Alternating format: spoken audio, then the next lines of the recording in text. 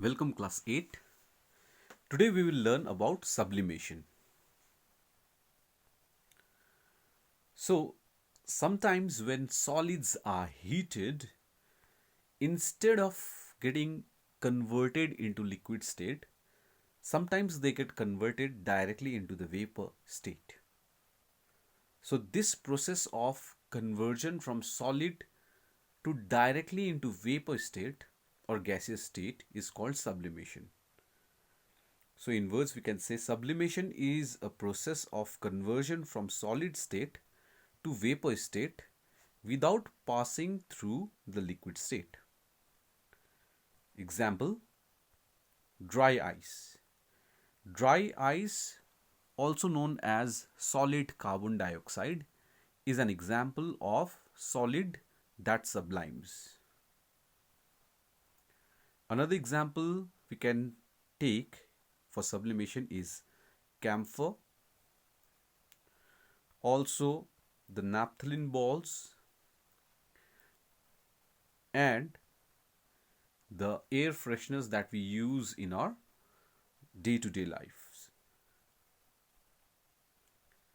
The dry ice, which is commonly known as solid carbon dioxide, is used to preserve and also transport frozen food because this is used so that it does not create a mess, as it does not melt and form liquid. It directly evaporates, or it directly gets converted into vapor, so it does not create a mess. So in order to transport and preserve the frozen foods, dry ice is used. Also, we need to discuss about a process called freeze drying.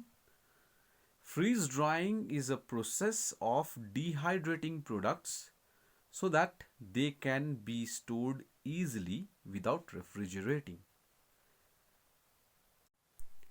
For example, we can talk about the dry fruits. These are dried with the process of freeze drying.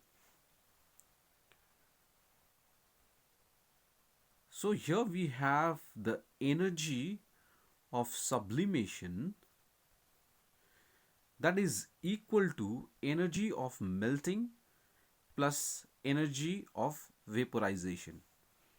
Since here energy of sublimation, that is the amount of energy required to convert solid into vapor, will be the sum total of energy that will be required for that solid to melt and for that liquid formed after melting to get converted into vapor.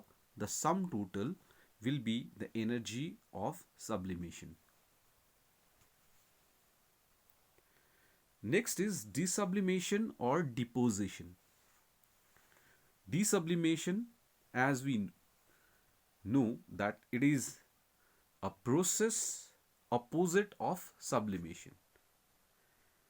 So it's sometimes also called as deposition. So here is a picture which shows that a solid gets converted into vapor or gas by sublimation. It sublimates. And when the vapor or the gaseous state gets converted into solid state directly, then it's called desublimation or deposition.